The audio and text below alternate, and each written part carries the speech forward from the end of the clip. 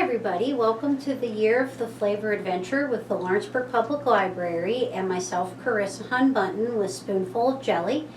For the month of September, we're going to do anise, and we would like to thank the friends in the library for sponsoring our kits and programs, and you for registering, expressing interest, and coming in and checking them out.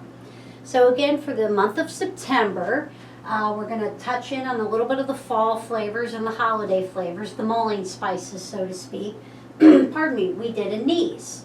And so what we're going to talk about today in your kit and in your jellies and your handout and your YouTube video are the difference between the seed and the star, because they're used interchangeably, and even myself for many, many years thought they were one and the same. But they are not. So if anything you take away from this class is to be able to discern the two, you'll be ahead of the game. So the Star Anise is what's on your poster here, and you have one of those suspended on the top of your jellies and 2 to 3 put into your bag on top, and they're easy to see, right, because they're this distinct pretty star. Lots of times we see them in crafting as well. And then an ounce of cut and sifted certified organic fennel seeds loose in here, and they almost just look like the seeds, like carrot or celery seeds that you would get to plant in your garden. So again, anise, the seed versus the star. So oftentimes, and they do come from different plants and origins, so I just want to reiterate that. The seed is generally more with sweets and comes from more like Middle Eastern cuisine, and the star is generally more used traditionally with savory and more Asian cuisine. So that's one of the differences. They do taste super similar along with fennel, and that's because both, or all three for that matter, have anthanol, which is what gives black licorice its distinct flavor. So since the star, the seed, and fennel, even though we're not talking about fennel in our kits today, all have really high levels of the anthanol, they can sometimes get confused and also used interchangeably in cuisine. But generally, there's different levels, and since they came from different parts of the globe, they're used in different areas of the world in traditional ethnic cuisines and dishes. So again, the anthanol is what gives it this distinct flavor that we would think of with black licorice or black jelly beans at Easter time.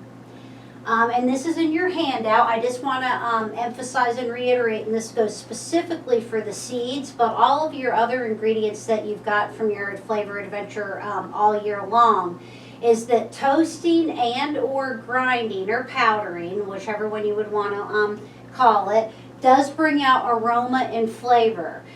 So if you ever want to just kind of enhance anything or pop it or fill your kitchen with a really good scent while you're baking, you can follow the toasting instructions in your handout, and that would apply to any of your flavor adventure kits that you've gotten from the whole year, including certainly your seeds today.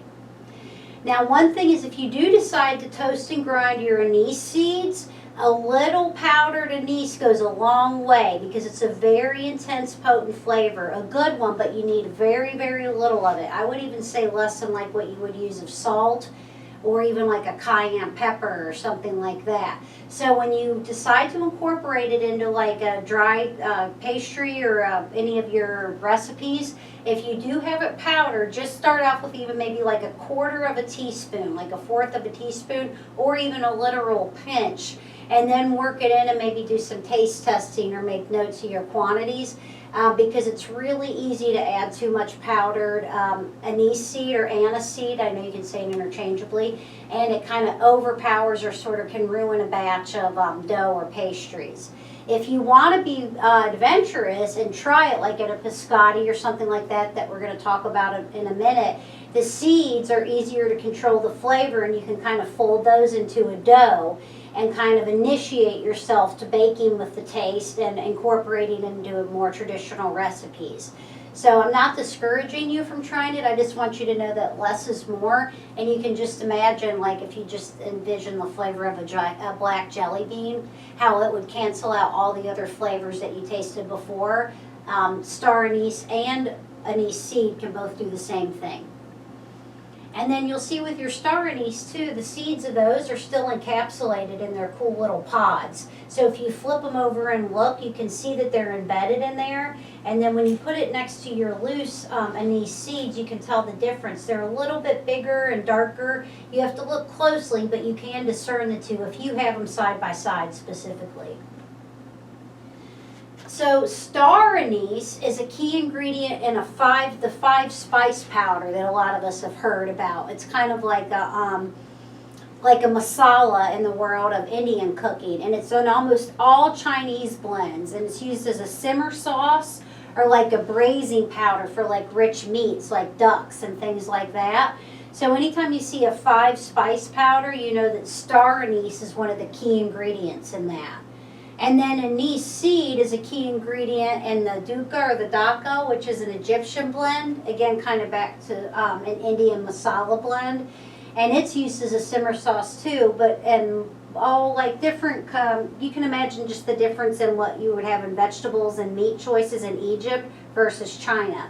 So then you would apply those too. But they're generally used for really rich meats as braisers, simmer sauces, marinades, things like that, to kind of like tenderize and kind of cut through really strong, intense flavors. So, I missed an E on my seed. Anise seed, especially, and the powdered, is in most Italian desserts and gelatos, but specifically biscotti. Those really hard tea biscuits that almost like feel like you're going to break your tooth on them. They generally, almost 9 times out of 10, have an anise seed blended into the dry ingredients or into the doughs. It's kind of like a standard ingredient in most traditional Italian biscottis. And then the ingredient we talked about in anise seed and anise star, and then again just touched on fennel, since it's oftentimes confused, is the anthanol. And besides giving it the taste and the flavor, which I know is what our focus is, I want to just touch on the properties, because it's really a pretty powerful property that like your fennel seed has if you made a tea and brewed it up as a decoction, is they have really strong anti-gas, anti-flatulent properties. So that's lots of times why they're cooked into really rich meals and spices, so that it can kind of sit with you and settle better. But oftentimes anise seed is kind of crushed and bruised and then boiled into a really strong tea with maybe just a pinch of sugar, and it's used as a homemade gripe water for babies and toddlers who are teething or are super, super gassy, and you just kind of want to try to give them some relief. You would just give them teeny little droppers of it, kind of like what you give them medicine in, and you can feel it break their gas bubbles right up, just like the gas drops you get, and you kind of burp them and pat them. And it's same for adults also, not that we would burp and pat an adult, but adult that's gassy, or maybe somebody who's convalescing and isn't feeling particularly well or can't move the way they want to, and it's kind of sort of always gassy or bloated, and you feel kind of tight and bloated. The anise seed makes a great gripe water, or kind of like anti-bloating, anti-gas water. You'll oftentimes see the seeds too as used as an after dinner mint and to follow up really rich meals or excessive eating. And where I've always seen them out is at Indian buffets. So not necessarily sit down Indian restaurants, but buffets where it's kind of assumed that you're going to overeat and stay a while and kind of maybe go back and have several servings. They're dipped in like a sweet candy. It almost looks like a white chocolate, but it's a really light coating. There's hardly any sweetness on it all, and they're in little bowls with spoons. And when you check out to pay, you take like a little handful and munch on them, and you do that kind of in place of a mint. And so it also freshens your breath, a different flavor than a mint, but it gives you a fresh flavor, a clean palate, so you kind of erase that heavy taste off, and then your breath smells better to the people you're talking to. So you can also use it in place of that too, or even as gargles and mouthwashes with a little bit of peroxide.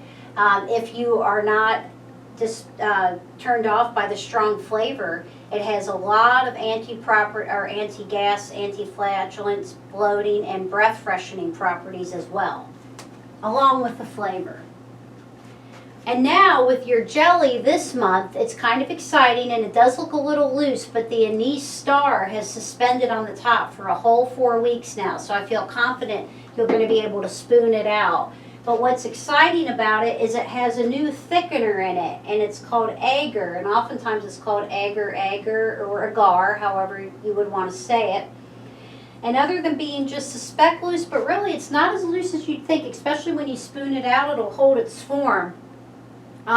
If it is a little looser for you than a jelly, you could also use it as a syrup, warm it up in a pan or with your maple syrup and blend the two flavors and use it for pancakes or waffles. Or it has such a high sugar content, you could put a spoonful into a really hot tea and it would dissolve and melt right away. And you could add it to, like, if you still had teas left from last year, or to make your own really quick homemade gripe water. Just boil about 6 to 8 ounces of water, pour it in a teacup, and I would put maybe a tablespoon to a tablespoon and a half of your vegan jelly in there and stir it and let it melt, and then you will have your own anise seed tea. And agar is a thickener, so it's a gelatin replacement or a pectin replacement, so anything that gives it that thickness and viscosity that we want. But it's from a red sea algae, so that's its origin, is from sea algae. And it is a vegan gelatin. And the other cool thing about it that's different than pectin about the agar is it has collagen, but it's marine collagen. So it's not collagen that you get from animals. So if you are a vegan and you're looking for a way to kind of supplement collagen intake, because most of us get our collagen, or the majority of it, from animal protein, this is a great way to just sort of incorporate into all sorts of recipes to get that collagen supplement from a non-animal based source. So again, the jelly was made with the seeds, so I just made a really strong tea. Or remember, we learned the word for tea that doesn't actually have Camellia sinensis in it is a tisane. So it is an anise seed tisane, and then I just dropped the Star Anise on top and then bottled them up. And then there are labels in the box that Denise and or any of the nice Lawrenceburg Library volunteers are going to be kind enough to attach on. And they have the new logo and then all the ingredients in it listed in the order that they were used from most to least. So then in your kit you have, again, an ounce of food grade certified organic anise seeds, and then each one has at least 1 or 2 and sometimes 3 or 4 Star Anise on top. And then again, I encourage you, when you have a minute, to take them out on your kitchen table and kind of even look and smell and then look at the seeds and compare the two, and you can see how they're used interchangeably in vocabulary. They smell really good. But not necessarily in cuisine. So it'll be a really good way to kind of discern the flavors too. You can try between the two and see if you can tell the difference, if they're interchangeable to you, and if you have any fennel laying around, you could kind of have some fun with it. But use it for your rich fall braisy meats like your ribs and your porks, and I know it's kind of harvest seasons for lots of things. And then your seeds are maybe a little bit lighter, incorporate into a sweet thing, or maybe try the homemade gripe water. So in conclusion, for the month of September with the Lawrenceburg Public Library and myself, Carisa Bunten, we did the flavor adventure with Star Anise and anise seed, and everything you need is in your bag, in your jar, and in your handout. Thanks a lot.